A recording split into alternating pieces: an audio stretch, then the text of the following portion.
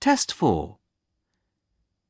You will hear a number of different recordings and you will have to answer questions on what you hear. There will be time for you to read the instructions and questions and you will have a chance to check your work. All the recordings will be played once only. The test is in 4 sections.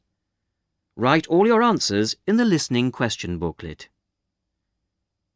At the end of the test, you will be given 10 minutes to transfer your answers to an answer sheet. Now turn to Section 1.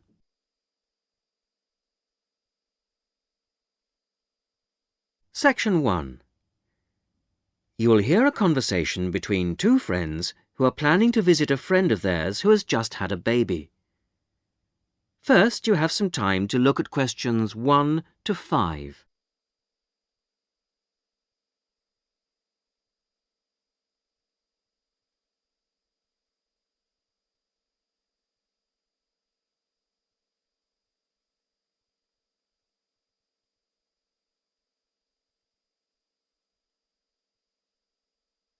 You will see that there is an example which has been done for you. On this occasion only, the conversation relating to this will be played first. John, I've just had some good news. Susan has had her baby. Do you know when she had it? Yesterday, the 10th of August. Oh, my father was born on August the 10th. The baby was born on the 10th of August, so the 10th of August has been written on the form. Now we shall begin. You should answer the questions as you listen because you will not hear the recording a second time. Listen carefully to the first part of the conversation and answer questions 1 to 5. John, I've just had some good news. Susan has had her baby. Do you know when she had it? Yesterday, the 10th of August. Oh, my father was born on August the 10th. Give me the details and I'll make a note for everyone at work. OK. Well, was it a boy or a girl? It's a boy. And what are they going to call him? Tom. Tom Lightfoot. That sounds quite good, don't you think? Yes, that has quite a good ring to it. You know, he's quite a big baby. He weighed 4¼ kilos when he was born. Oh, that does sound big, 4¼ kilos. And he's long, too, 46 centimetres. Tall parents. He'll grow up to be over 2 meters, I'd say. With masses of black hair, curly black hair. You know, we should go and visit them in hospital. What about tomorrow afternoon at around 1 p.m? Yes, okay. Where should we meet? I could come and pick you up at your house if you like. Yes, that would be wonderful. My car is still off the road. Just refresh my memory. What's the address again? It's 15 Chesterfield Road, Paddington. It's next to the library, isn't it? Not exactly. It's next to a bank. The State Bank, actually. The library is opposite us on the corner. That's right. And there's a garage on the other street corner. I remember now. So you'll pick me up at 1:45 and we'll be there at 1 easily. Before you hear the rest of the conversation, you have some time to look at questions 6 to 10.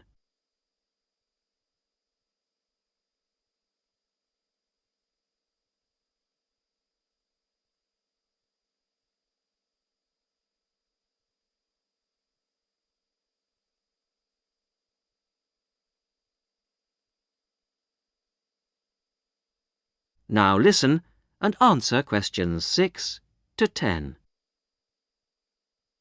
Now, what should we take? We must take them something. I always think flowers are good to take to someone in hospital, don't you? Well, not really.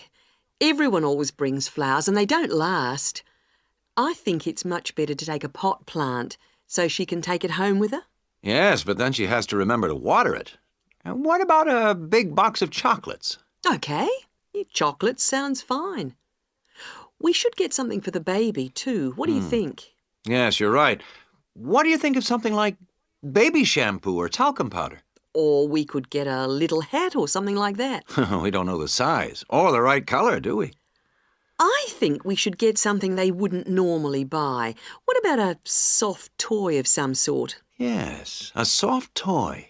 What about a teddy bear? I could get one early tomorrow at the market, and I could probably get the chocolates there, too. Good. So you'll pick me up at 1:45 at my place, and I'll make sure that I've got the presents. You must remember how much you paid for the gifts, so I can pay you back for half. If they're going to be from both of us, I would like to go shares. Okay. I'd say the chocolates would be about $15 for something nice and not too small, and the toy would be around $35 or so, I think. Good, that'll be fine. About $25 each then. Good. I'll pick you up then on Sunday at 12:45. Okay. See you then. Bye. That is the end of section 1. You will now have half a minute to check your answers.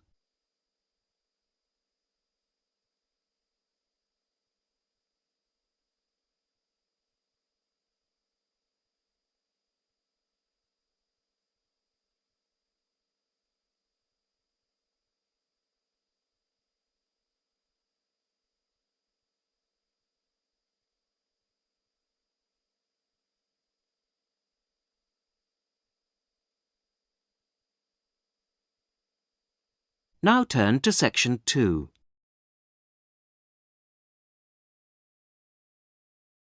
Section 2. You will hear a popular science radio programme. Liz Shearer talks about some new devices for use in the home. First, you have some time to look at questions 11 to 16.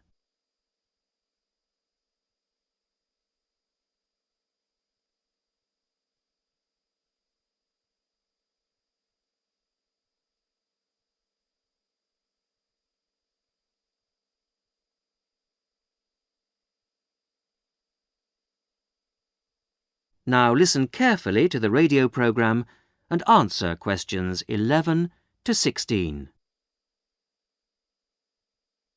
Good evening. Tonight's show comes to you from the Good Home exhibition in Duke's Court, where we've been trying out some of the latest gadgets on show here and getting our resident expert, Liz Shearer, to tell us which ones are worth buying and which will die a death. Well, hello. Yes, John, I've been investigating 4 new household gadgets and sorting out the advantages and disadvantages and then really deciding what are must-buys, what are maybe-buys and what are never-buys. Let's start with this vacuum flask for keeping drinks hot. Well, I felt this had quite a lot going for it. Most of all is the fact that it contains no glass and is therefore unbreakable to all intents and purposes. It's made of stainless steel, which is guaranteed for 20 years. Hope that's long enough. And it's true what the manufacturer claims, that it does maintain heat for 18 hours. So that's pretty good.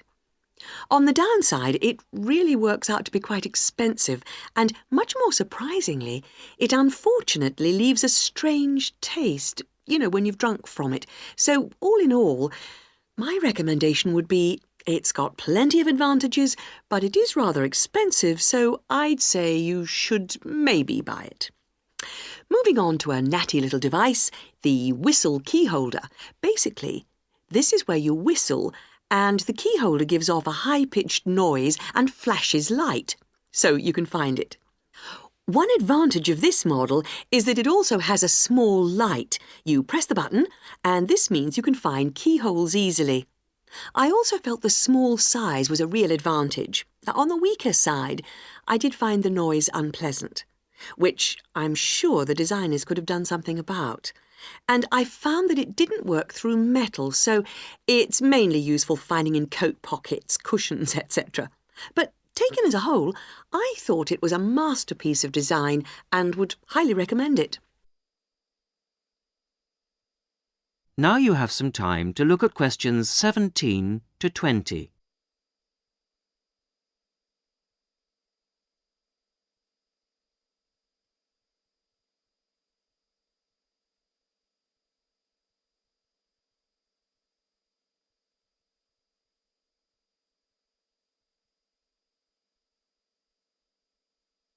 Now listen and answer questions 17 to 20. The third gizmo is called the Army flashlight because it was developed initially for military use. It works by squeezing the handle to generate the power. Its advantages are that it can be used for outside activities and also, and this is one of the surprising features, it does work underwater. My main objection to it, though, was although it did work in these conditions, this model gave off a weak light. So my recommendation, I'm afraid, would have to be to avoid this one. The decoy camera was last on my list. This is a fake video camera which you fix to your wall to scare off burglars. The advantage of this model is something which makes it look very realistic. It's flashing light. On the downside, it was quite difficult to fix to the wall.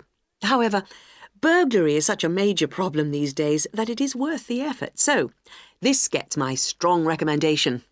OK, thanks for that, Liz. And now I'd like to... That is the end of section 2. You will now have half a minute to check your answers.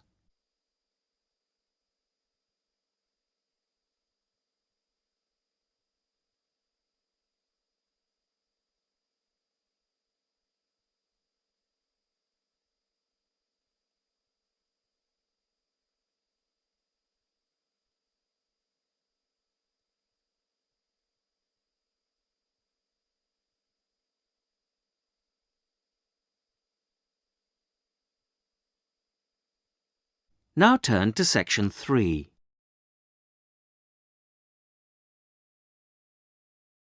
Section 3. Listen to a female student, Amina, talking to her tutor, Dr. Bryson, about her project on local history. Amina has completed a first draft of the project. First, you have some time to look at questions 21 to 26.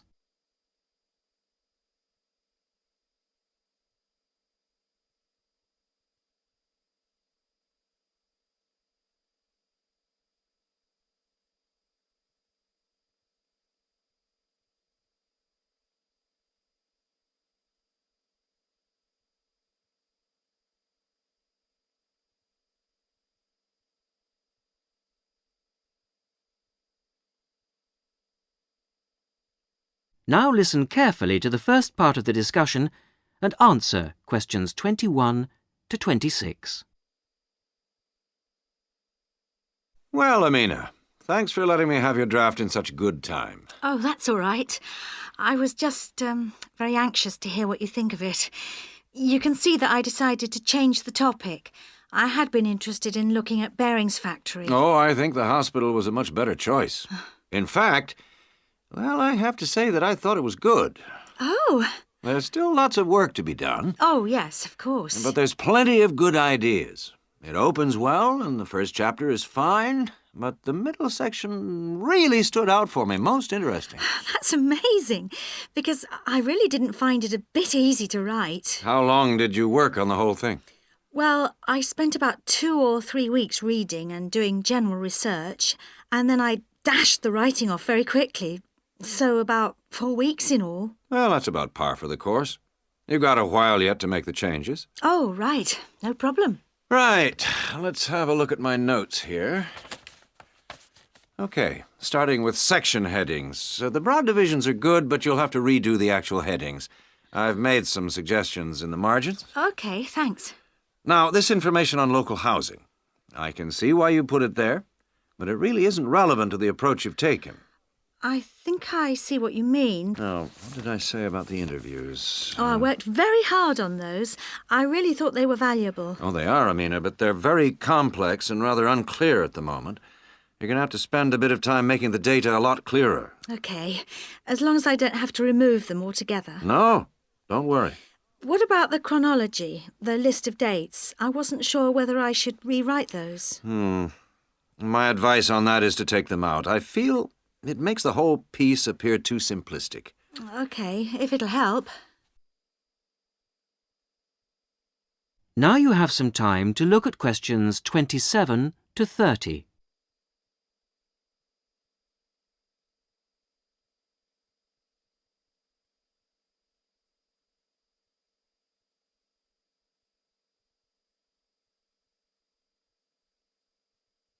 Now listen to the rest of the discussion and answer questions 27 to 30.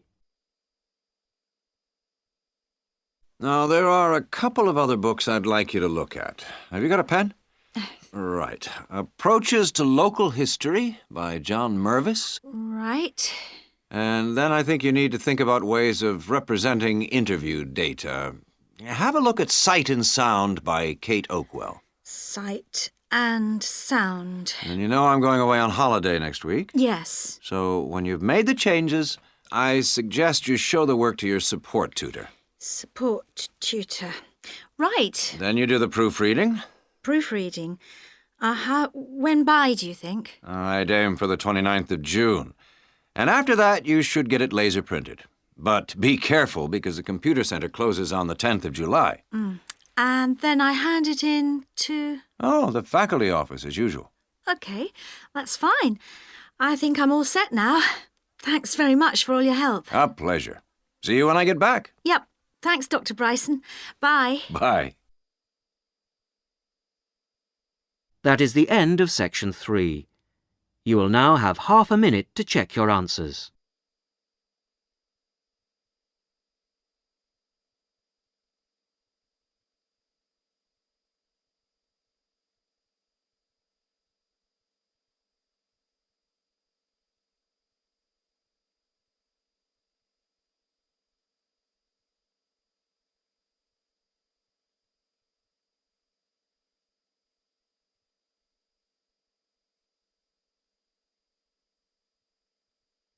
Now turn to section 4.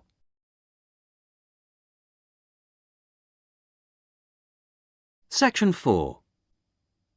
You will hear a talk given by a university lecturer about the impact of environmental noise on a proposed building site. Before you hear the talk, you have some time to look at questions 31 to 35.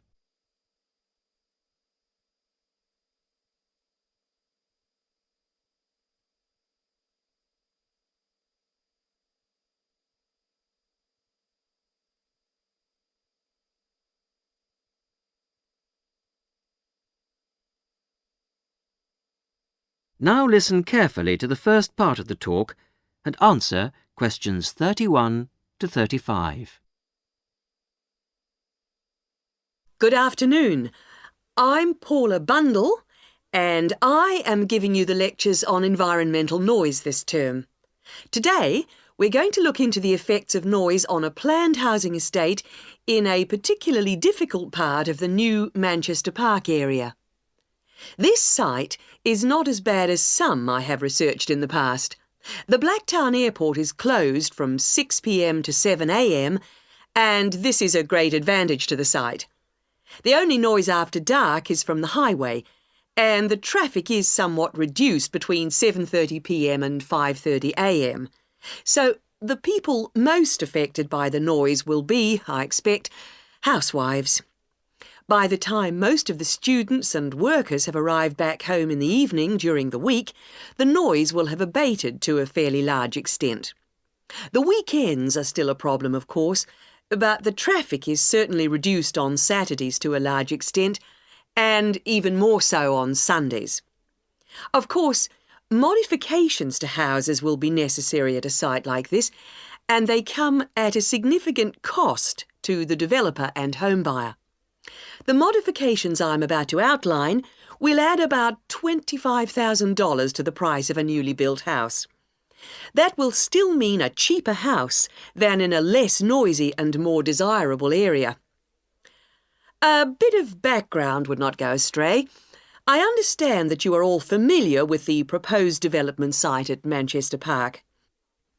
It's a particularly difficult one in terms of noise, with the highway along the eastern perimeter and the Blacktown Airport not 3 kilometres away to the north. Of course, those nearest the highway will be the worst hit, with heavy traffic noise as well as the noise from the light planes overhead. As you all know, the normal noise threshold for private housing is 55 decibels. At this site, the levels have been recorded as high as 67 decibels. Before the talk continues, you have some time to look at questions 36 to 40.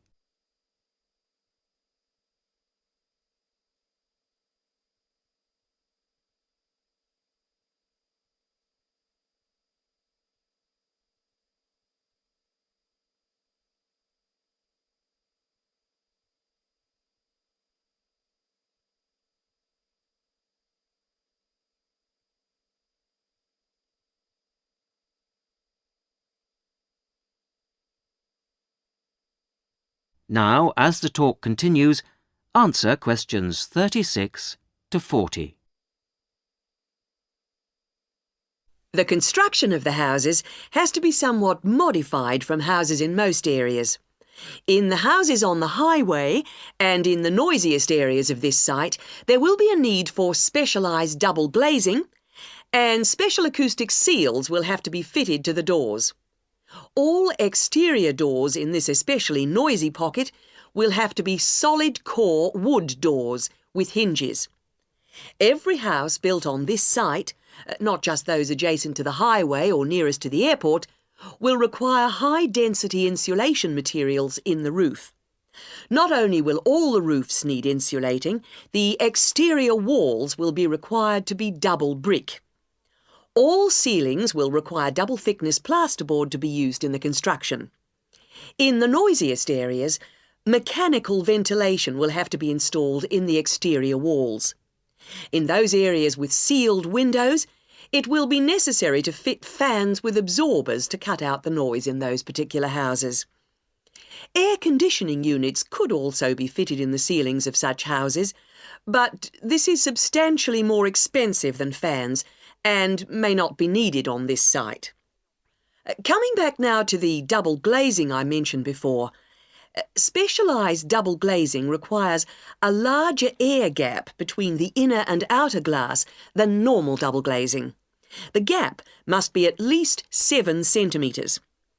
The thickness of the glass is also a factor, 8 millimetres on the outside and 6 on the inside pane.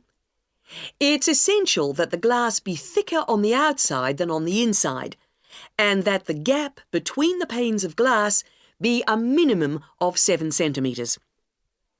Obviously, the noise factor will have to be taken into consideration with the layout of the houses. Living areas will have to be designed at the back of the houses, away from the highway. Bedrooms and living rooms will have to be built towards the back. And for those houses closest to the highway, 2 layers of plasterboard will be needed for the interior bedroom walls. Those rooms constructed at the front of the houses should be garages, laundries, kitchens, bathrooms and dining rooms. I have come to the conclusion that this development should go ahead, but with various acoustic modifications according to the position of the block in relation to the highway and intersection. That is the end of section 4. You will now have half a minute to check your answers.